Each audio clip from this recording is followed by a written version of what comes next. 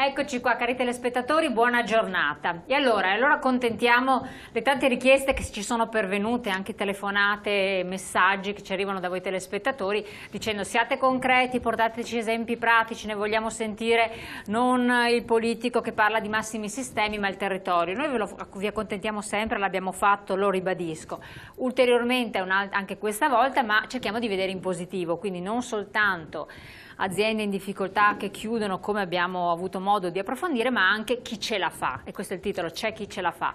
Ebbene sì, è possibile anche vincere delle difficoltà. Come? Non stando lì ad aspettare la manna che cade dal cielo, perché assolutamente questo non succede, bisogna rimboccarsi le maniche. Noi cerchiamo di capire che cosa è successo, in modo particolare in provincia di Venezia, lo facciamo con l'assessore al lavoro della provincia di Venezia, ben ritornato Paolino D'Anna. Buonasera, grazie salve. Di essere qui con noi, che porta estrema concretezza, ma diciamo che il territorio si presta, perché ci sono diverse aziende e ci racconterà di che cosa è avvenuto, eccetera, e poi anche di recenti sviluppi, se così si può parlare, per quel che riguarda la famosa Vilnis, perché c'è stato un incontro martedì proprio con il governo, col ministro, sì. E quindi non vi anticipiamo nulla, ci racconterà tutto lui per capire cosa sta succedendo. È una azienda molto importante che ha una rappresentanza significativa sul territorio, quindi è importante essere aggiornati anche su questo. È ben arrivato Michele Bragato, presidente della cooperativa Nuova Tubital. Buonasera. Ed è Tubital, diciamo, l'oggetto di questo esempio eclatante. Cooperativa ci fa già capire qualche cosa, grazie ad essere qui.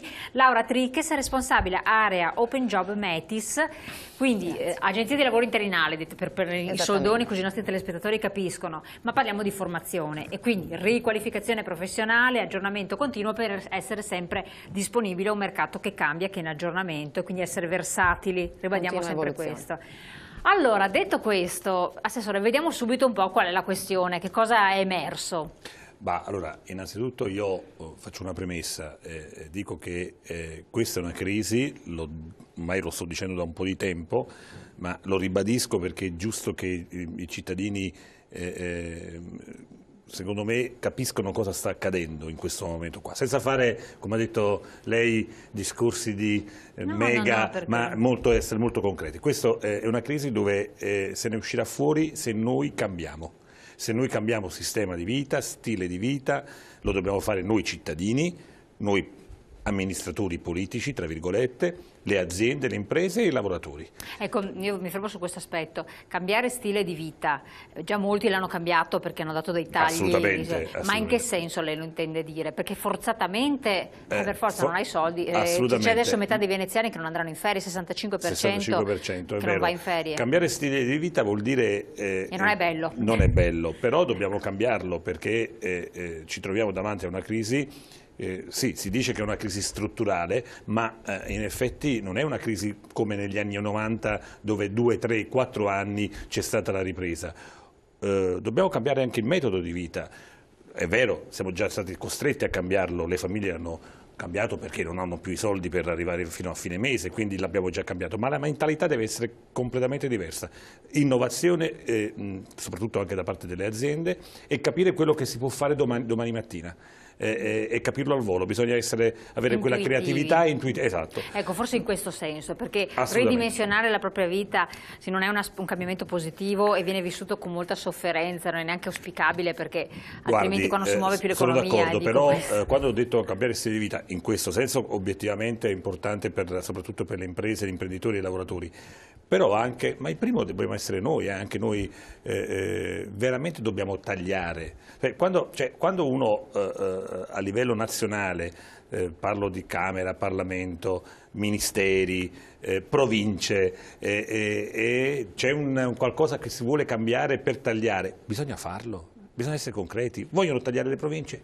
Che li tagliano, ma che li tagliano davvero le province, perché se lì andiamo a risparmiare qualcosa, abbiamo 1200 parlamentari, tra parlamentari e senatori, che ci faccia la legge per cambiare, dimezziamo questi parlamentari e senatori, regioni e tutte le partecipate delle regioni, dei comuni, andiamo a tagliare, allora ecco che si dà l'esempio anche al cittadino che è costretto a cambiare, alle famiglie che sono costrette a cambiare stile di vita, però bisogna anche fare dei veri sacrifici che lo stanno già facendo.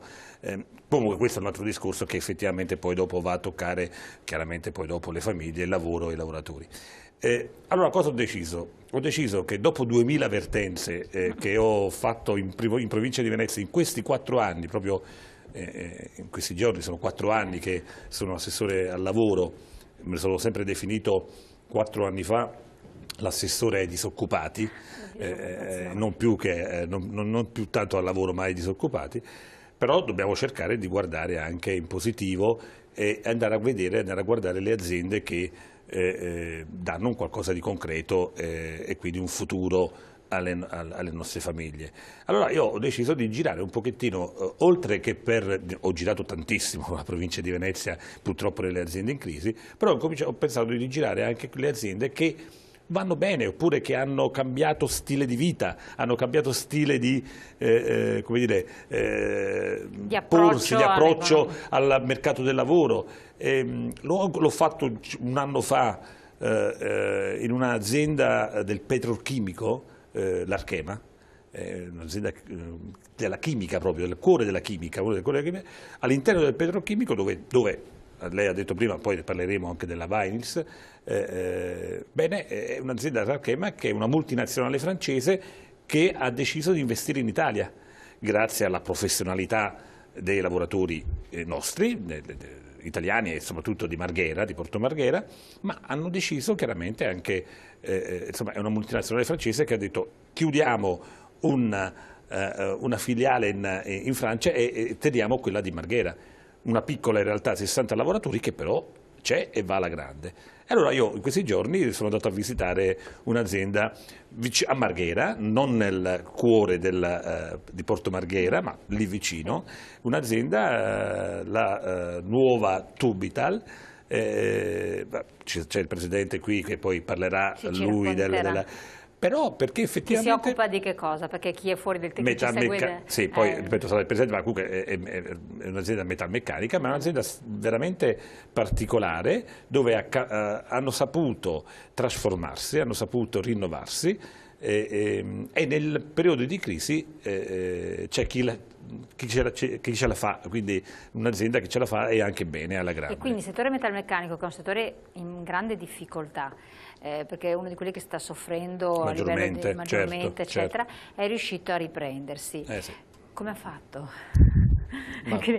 Dia la ricetta ai suoi colleghi di altre aziende che ascoltano. L'azienda praticamente ha avuto dei problemi sia finanziari che anche strutturali all'interno, che per farcela ha dovuto innovarsi, come diceva l'assessore, proprio a livello proprio strutturale interno. Quindi come ha fatto? La prima cosa che ha visto che i nostri competitor, diciamo stranieri, coreani, cinesi, indiani, avevano dei prezzi molto molto inferiori ai nostri. E questo siamo tutti consapevoli. Quindi abbiamo dovuto naturalmente adeguarci. Come abbiamo fatto? La prima cosa da fare era tagliare i costi. Abbiamo tagliato i costi e purtroppo abbiamo dovuto tagliare anche gli stipendi. Quindi abbassamento degli stipendi? Sì, la nuova Tubital è una cooperativa, quindi da quel punto di vista i soci si sono ridotti tutti gli stipendi. Non abbiamo potuto farlo con i dipendenti, però con i soci questo è stato fatto. Quindi si è costituita una cooperativa comunque? Questa è una cooperativa, sì, che lavora dal 1980, certo. L'azienda è nata nel 1950, poi ha avuto dei problemi negli anni 75. 80 ed è stata, diciamo, ripresa dai vecchi dipendenti, il sito. Dai vecchi dipendenti, e 9 soci hanno formato questa cooperativa che adesso, anche oggi, sta lavorando abbastanza bene, diciamo. Negli anni l'azienda è cresciuta, negli anni naturalmente ha investito moltissimo ed era un peccato, voglio dire, alla fine che questa azienda non potesse farcela. Noi ce l'abbiamo messa tutta e oggi diciamo che siamo in una situazione, diciamo, non eccelsa ma abbastanza bene. Quindi avete tagliato, abbiamo acquisito ordini.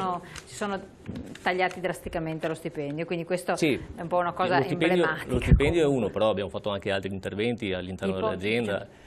Abbiamo ristrutturato l'ufficio tecnico, abbiamo ristrutturato l'ufficio produzione, abbiamo ristrutturato tutta la produzione, il sistema produttivo e siamo riusciti ad essere più competitivi con Volevo Sì. interrompere, quando si parla di innovazione, no? Loro hanno capito che il momento era particolarmente difficile, hanno creato, perché per fare gruppo cooperativa devi avere anche la cultura, no, della cooperativa, certo, non è infatti, facile, no, non è che infatti. noi ci inventiamo dalla mattina alla sera per, fare no, per entrare nel mondo della cooperativa. Esatto. E con quei soldi che hanno risparmiato hanno anche fatto degli investimenti, e questo è stato positivo, no? Oggi è un'azienda dove c'è la cooperativa, è una cooperativa dove ci sono tot della cooperativa e tot dipendenti, quindi è positivo in questo. Assolutamente. E stiamo, come diceva l'assessore, stiamo proseguendo con gli investimenti.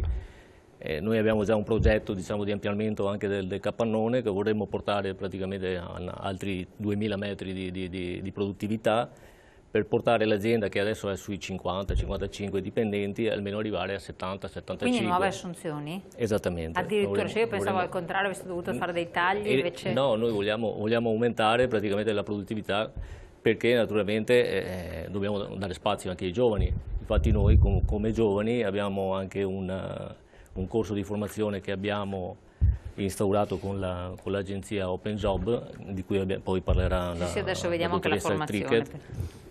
E in più abbiamo anche inserito nei nostri uffici tecnici molti giovani, perché noi crediamo molto nei giovani, e questo ci sta dando dei buoni risultati. Abbiamo acquisito molte commesse, noi oggi abbiamo lavoro fino al 2014, giugno-luglio 2014, e quindi siamo molto contenti. I vostri mercati di riferimento quali sono? I mercati di riferimento sono tutti esteri. Praticamente abbiamo Arabia Saudita, abbiamo Corea, poi abbiamo dei clienti che sono francesi, che sono, diciamo, europei, però tutti quanti gli apparecchi che noi costruiamo vanno tutti quanti verso i paesi arabi, dove naturalmente... Vabbè, comunque c'è una possibilità, volgersi all'export può essere una soluzione di via d'uscita, anzi bisogna anche questa tenerne assolutamente in conto. Torniamo su questi argomenti tra pochissimo dopo la pubblicità.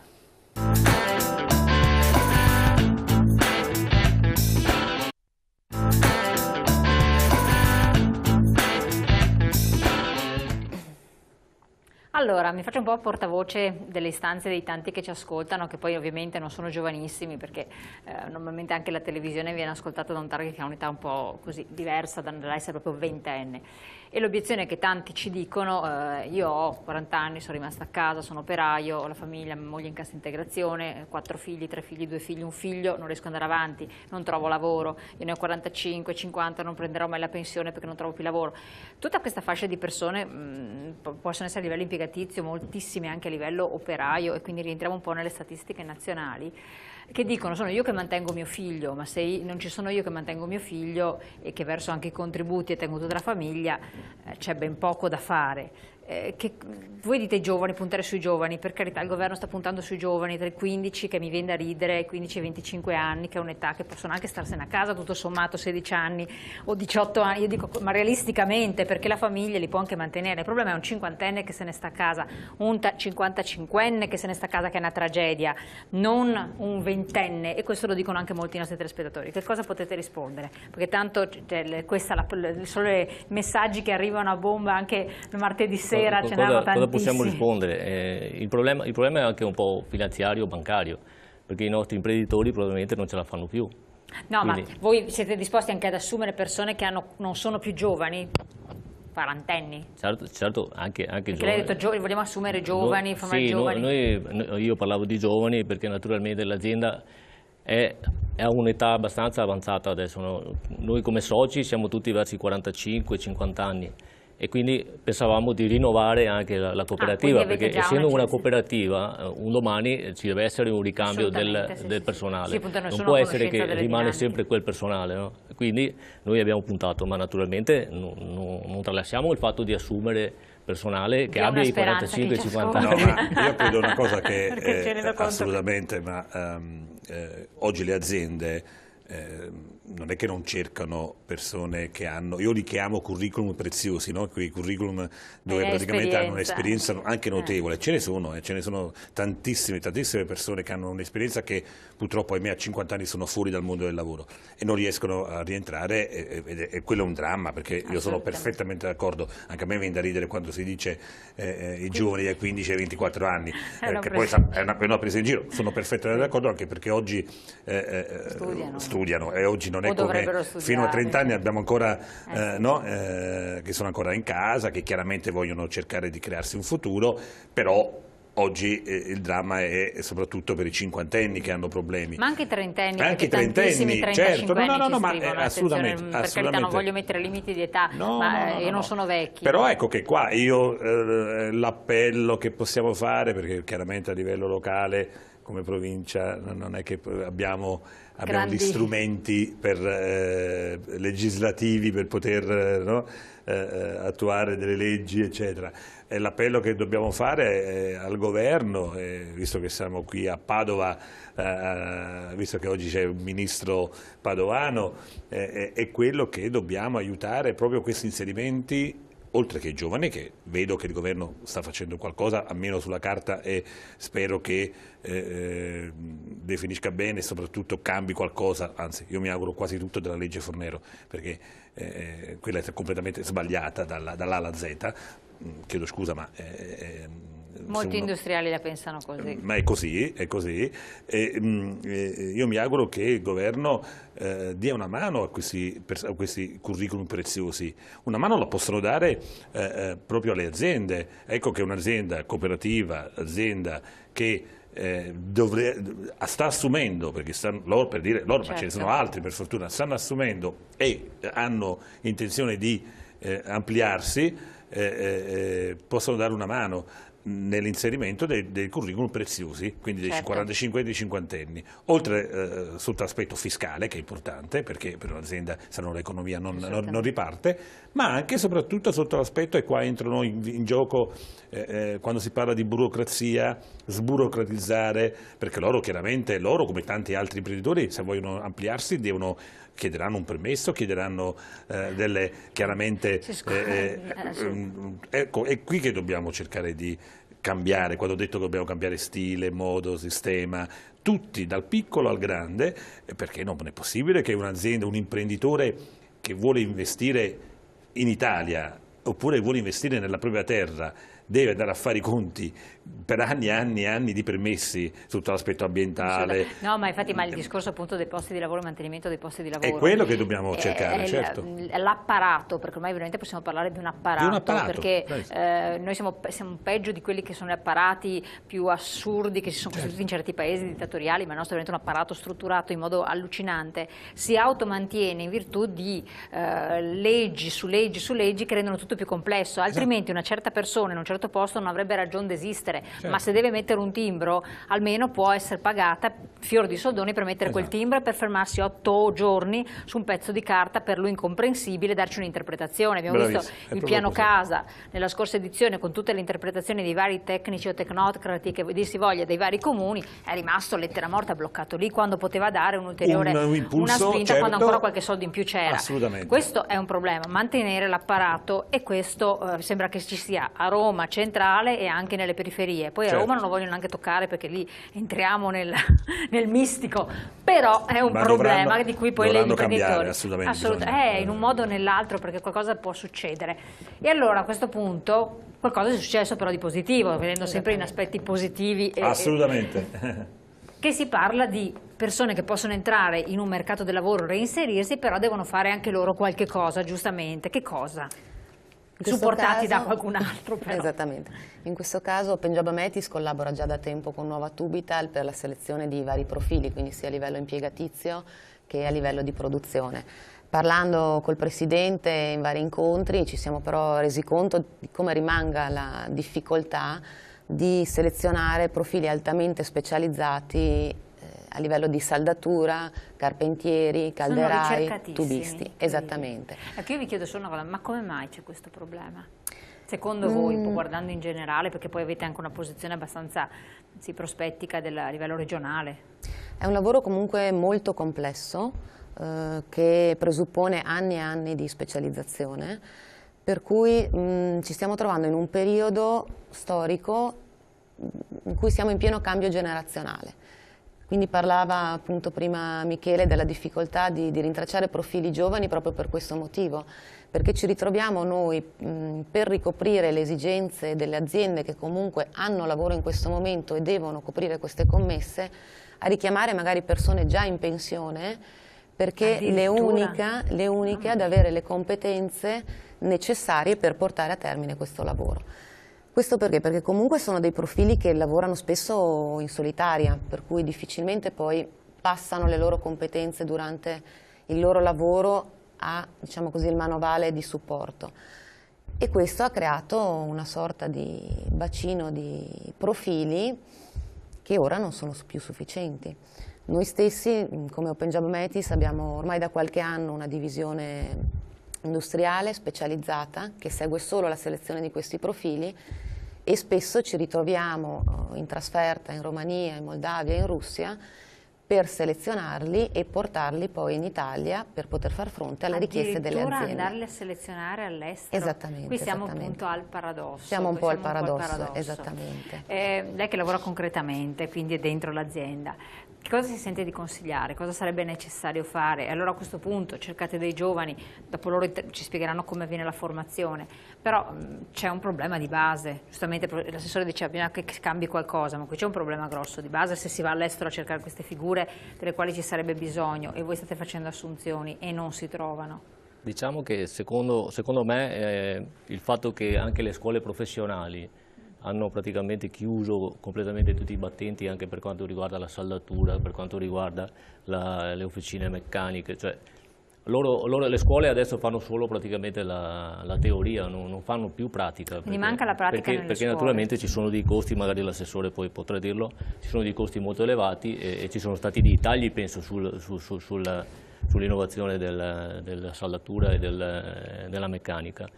E da quel punto di vista però hanno fatto altri investimenti per quanto riguarda la formazione e noi l'abbiamo presa abbiamo praticamente fatto questo corso di formazione all'interno dell'azienda per sviluppare dei ragazzi giovani che possono portare avanti questa azienda per un futuro.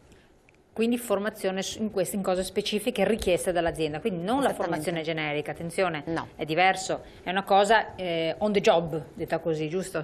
Esattamente, per cui la formazione, Open Job Metis punta molto su questo, per cui crede molto nella formazione, utilizziamo i fondi che noi abbiamo a disposizione perché come Agenzia per il Lavoro versiamo il 4% della retribuzione lorda di tutti i nostri dipendenti in un fondo che si chiama Formatem, che poi ci dà la possibilità di riutilizzarli appunto per un reinserimento, per un primo ingresso nel mondo del lavoro.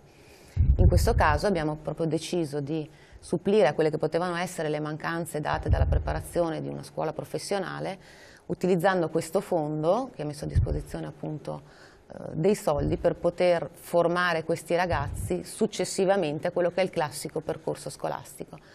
Non tanto con la teoria quanto con la pratica. Ecco che in questo caso Nuova Tubital ha messo a disposizione parte del proprio capannone, parte del proprio personale altamente specializzato, ed è qui la grande differenza, perché un conto è seguire un corso in aula con dei docenti, un conto è farlo nell'ambito lavorativo dove poi si spera di essere assunti, e da qui è iniziato questo percorso, un percorso di 250 ore dove andremo a focalizzarci su due tipologie di saldatura che sono quella d'elettrodo e quella TIG, che sono poi le più utilizzate nel settore caldareria, in questo caso quindi anche in Nuova Tubital, ma il ragazzo ha la sua postazione personale, il proprio materiale, il proprio saldatore specializzato che lo segue nelle 8 ore nell'intero percorso. Questo è importante di fatto, è una questione diversa. È quello che fa la differenza. E questo esatto. vuol dire mettersi in gioco e rimettersi in gioco, e soprattutto sulla formazione, no? Abbiamo detto che obiettivamente la difficoltà oggi in Italia, parliamo della nostra regione, del Veneto e della nostra provincia, almeno per quanto riguarda la provincia di Venezia, però la regione Veneto purtroppo ha dovuto tagliare proprio la formazione, quella pubblica.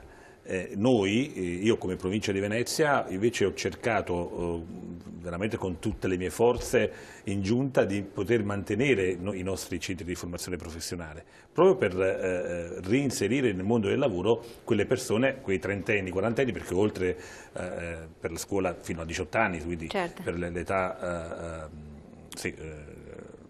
naturale, insomma 18 anni, le persone che hanno bisogno veramente non hanno dove andare per cambiare il sistema di lavoro, e allora bisogna mantenerli. Noi abbiamo fatto con le province di Venezia un sacrificio enorme, però l'abbiamo puntato. La Regione purtroppo ha dovuto tagliare perché lo Stato... Io interrompo un attimo, ma non ha fatto degli investimenti importanti, degli stanziamenti importanti per l'apprendistato la Regione? Sì, tanti soldi, quindi formazione, scuole di formazione professionale a questo riguardo? Però mi permetto sul privato, non sul pubblico.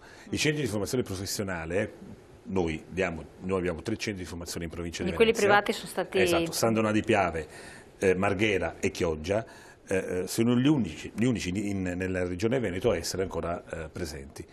Questo grazie solamente allo sforzo della provincia di Venezia. Certo. Ed è un errore. Ma avete parlato con l'assessore? Certo, io con l'assessore Elena Donazzano ho un ottimo rapporto, non posso dire che la colpa è sua assolutamente, però obiettivamente se lo Stato taglia vanno fatte delle scelte. Quindi, ma non era meglio incentivare il pubblico che non il privato? Questa io avrei fatto... Sono scelte discrezionali dopo. Appunto, io avrei fatto una scelta molto chiara, ma l'ho fatta in provincia, l'abbiamo fatta in provincia di Venezia, assolutamente l'abbiamo fatta per quello che potevamo. Però è importante, ma non è nemmeno sbagliato, guardate, perché noi dobbiamo guardare anche quanti stranieri ci sono in Italia, no? E non è nemmeno sbagliato andare a fare, no? La signora prima ha detto all'estero è andata a fare il reclutamento. Perché se poi non abbiamo italiani che non vogliono fare, perché dobbiamo dire la verità, non dobbiamo solamente nasconderci, dobbiamo dire anche la verità, molti italiani non vogliono fare determinati tipi di lavori. Ancora adesso? Ancora adesso, c'è ancora qualcuno che non vuole fare. Allora, se ci sono stranieri che vengono reclutati, quindi, come dire, in modo corretto, e quindi sanno cosa vanno incontro, delle regole, eccetera. È anche importante per l'inserimento poi di questi stranieri. No, assolutamente, anche in un momento del genere forse anche diffondere certe informazioni che si stanno cercando, che non è loro responsabilità assolutamente. Lì, come giustamente, deve essere un po' il pubblico che fa il ruolo, perché rispetto a tutte le istanze che noi poi siamo una briciolina, riceviamo, però ne sono una caterva, riceviamo a volte da collettore, e quelle che immagino tanti altri ricevono, eccetera. Forse non c'è veramente un circolo di informazioni e si potrebbe dare respiro e possibilità di lavoro a chi vive a chi è italiano, connazionale, perché altrimenti si provoca la reazione di queste persone, o si deprimono con tutto quello che comporta, oppure se ne vanno via, e magari sono persone capaci, perché è ovvio che chi ha la capacità se ne va via, e si crea un depauperamento in ogni caso del nostro paese complessivamente. Allora forse bisogna che certe informazioni circolino, perché sono convinta che questa notizia, che adesso le dato che state cercando personale, che voi andate a reclutarlo all'estero, fa sobbalzare sulla sedia una marea di telespettatori che ci stanno ascoltando, alcuni che ci chiamano anche da fuori regione disposti a venire, tante volte ci chiamano anche dal Lazio dicendo ma se da voi c'è qualcosa noi veniamo su, e allora questo è un po' l'aspetto. Poi, per carità, la specializzazione è molto precisa e concreta, però sempre un occhio di riguardo ai connazionali è importante darlo. Voi naturalmente, gioco forza, avete bisogno di queste persone, siete andati a prenderle, bisogna però che le informazioni circolino. Certo, questo, la comunicazione è molto importante, lo vediamo anche in altri settori, ne parlavo l'altro giorno col Presidente che riguardava il discorso Federalberghi, albergatori eccetera, cioè, noi cerchiamo personale per il turismo eccetera, non ne troviamo, poi abbiamo avuto una di messaggi subito dopo la trasmissione che dicono ma io sono disponibile, non sapevo che cercasse l'associazione veneziana degli albergatori che cercava cosa, ed effettivamente dove sta scritto, cosa mi metto a digitare su Google, ricerca, ed è vero, cioè, uno non conosce un canale ufficiale, un canale reale, oppure va in un'agenzia interinale, la prende una delle tante, che però ti mettono a fare sempre quelle stesse cose, cioè, quindi, oppure magari ti selezionano e ti bypassano. C'è un problema concreto qui da risolvere, un nodo cruciale. Parliamo di questo ed altro tra pochissimo, anche del caso della Violins, che è altrettanto importante, subito dopo la pubblicità.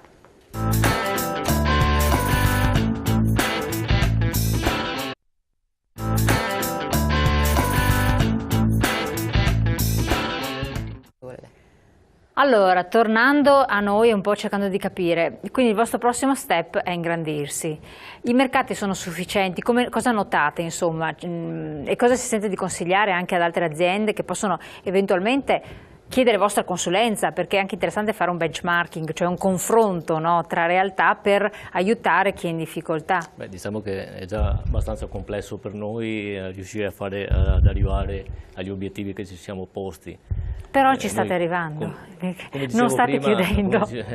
Come dicevo prima, noi stiamo cercando appunto di ampliarci proprio per avere anche produttività maggiore ed avere anche una tecnologia più avanzata, perché naturalmente, come dicevo prima, con i mercati, diciamo, asiatici che ci stanno alle spalle dietro non è facile, quindi dobbiamo noi come azienda riuscire tecnologicamente ad essere più competitivi. E questo è quello che posso dire anche alle altre aziende, che purtroppo per essere competitivi bisogna investire.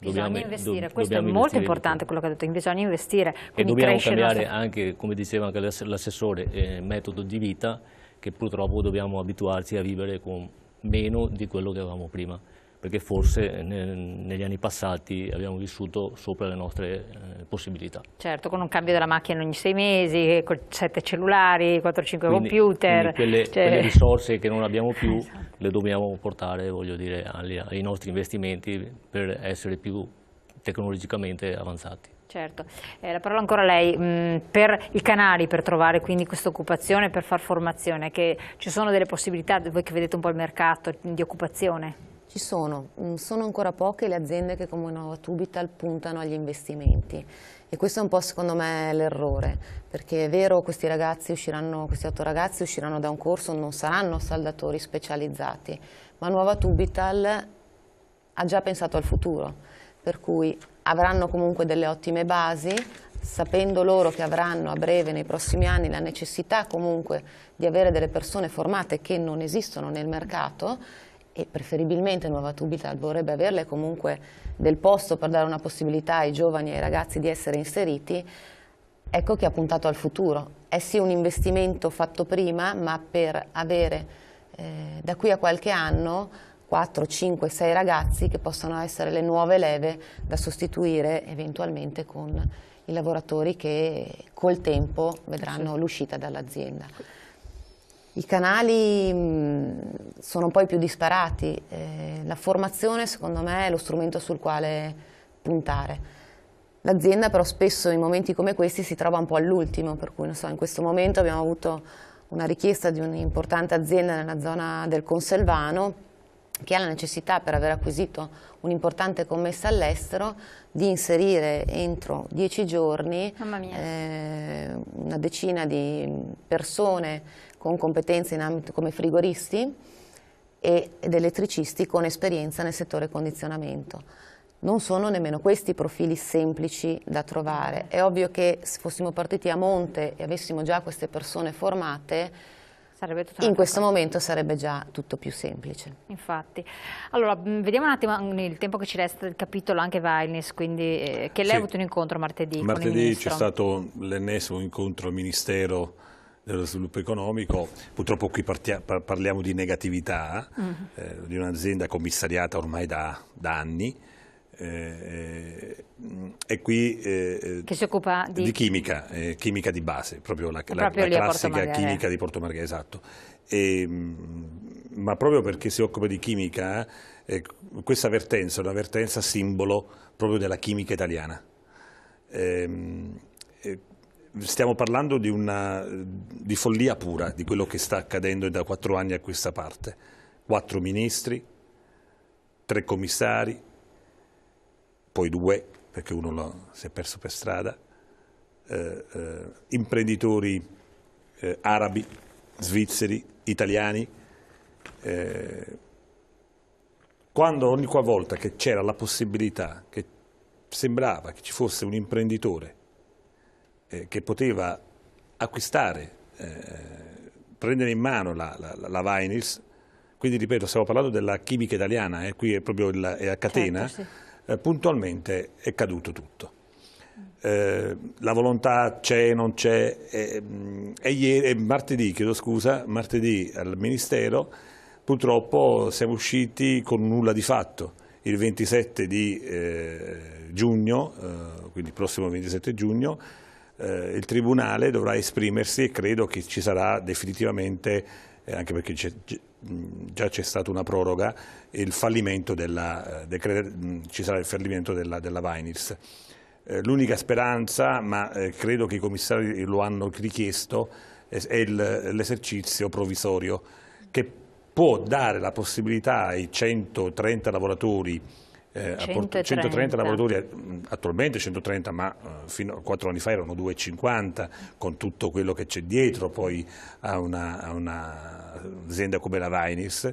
Bene, con questo esercizio provvisorio che i commissari hanno chiesto, lo chiederanno credo al Tribunale, se ci sarà la possibilità potranno avere anche un altro anno di cassa integrazione, però sta di fatto che il Ministero, che deve essere la regia, noi abbiamo avuto un Ministero, lasciamo perdere i ministri che passano, perché i ministri passano, ma chi c'è al Ministero sono i dirigenti. I dirigenti sono lì da 4 anni, da 8 anni, sono lì e non cambiano. I ministri cambiano, sì. Ma i dirigenti sono lì, rimangono lì. Noi non abbiamo avuto, quindi non faccio una critica al ministro di oggi, assolutamente, da un mese che c'è il ministro Zanonato, ma io faccio una critica e anche forte al sistema ministero che in 4 anni e più, parlando di questa vertenza, non c'è stata una vera decisione sull'argomento. Ed è un peccato. Ma perché questo togliersi dalla responsabilità di decidere? Guardi, per se ci quali fosse la ragioni? risposta forse non saremmo qui a discuterne di questa situazione. C'è una volontà, non c'è una volontà, non c'è chiarezza. Come l'Ilva praticamente. È come l'Ilva, bravissima. Non c'è chiarezza. La situazione di Porto Marghera, che è da 30 anni che va avanti, non è una questione di questi mesi o di questi anni, è da 30 anni che va avanti, da quando la chimica praticamente a Marghera si scelse, cioè fecero fuori i Gardini, molto francamente, cioè, noi siamo qui e Leni prese in mano la chimica, ma Leni disse subito: noi non vogliamo la chimica, lo disse dal primo giorno, però non si è fatto nulla, parlando di formazione, parlando di rinnovamento, di innovazione, non si è fatto nulla da 30 anni a questa parte. Il Ministero dovrebbe essere la regia che guida poi dopo l'evoluzione, però il Ministero da 4 anni almeno su questa vertenza non lo ha fatto, anzi martedì, ripeto, siamo andati per l'ennesima volta al Ministero, ma c'è stato un risultato negativo dal mio punto di vista. Mi dispiace dirlo perché io voglio sempre vedere in positivo, ma la realtà è questa. Quindi l'appello che come amministratore della provincia di Venezia io mi rivolgo al Comune di Venezia, al Sindaco Orsoni, mi rivolgo alla Regione Veneto, al Presidente Zaia, assieme ai sindacati, assieme ai lavoratori, accompagniamo questo processo dell'esercizio provvisorio, perché è l'unica salvezza in questo momento, perché i lavoratori possono avere ancora un anno, è assurdo dirlo, no? Di cassa integrazione, però nello stesso tempo ci sono delle aziende che vogliono inserirsi nell'area di Porto Marghera, diamo la possibilità, aiutiamo che queste aziende possano inserirsi. Le aziende le conoscono tutti, non è un mistero, sono l'Olificio Medio Piave e Mossi e Ghisolfi, che praticamente sono delle realtà locali e nazionali importanti. Certo. Il Ministro pensa che farà qualcosa? Il Ministro ha preso l'impegno martedì, ha preso l'impegno che sentirà queste aziende, però abbiamo poco tempo. Ripeto, non è colpa del Ministro Zanonato, è da un mese che è Ministro, quindi assolutamente il Ministro deve rivolgere... Molti rivolgono, puntano diciamo, la speranza sul fatto che comunque sia Veneto. Ma il Ministro deve nel suo studio, nel suo punto di lavoro a Roma, deve chiamare il direttore generale del Ministero, che c'era martedì, chiaramente, e farsi dire come stanno le cose realmente, perché chiaramente il Ministro Zanonato non può sapere tutto quello che è successo in questi 4 e anni. lì vedere, capire che cosa sta succedendo. Però è chiaro, con la sua autorevolezza da ministro lo deve fare, ed è per questo che noi chiediamo che possa averla, assolutamente. caspita. Detto questo, noi la ringraziamo del partecipato, ringraziamo naturalmente anche il responsabile Michele Bragato, presidente della cooperativa Nuova Tubita, ringraziamo Laura Triches, responsabile area Open Job di Metis, voi da averci seguito. Come sempre affronteremo presto un altro capitolo su tematiche analoghe. Ci vediamo domani, grazie.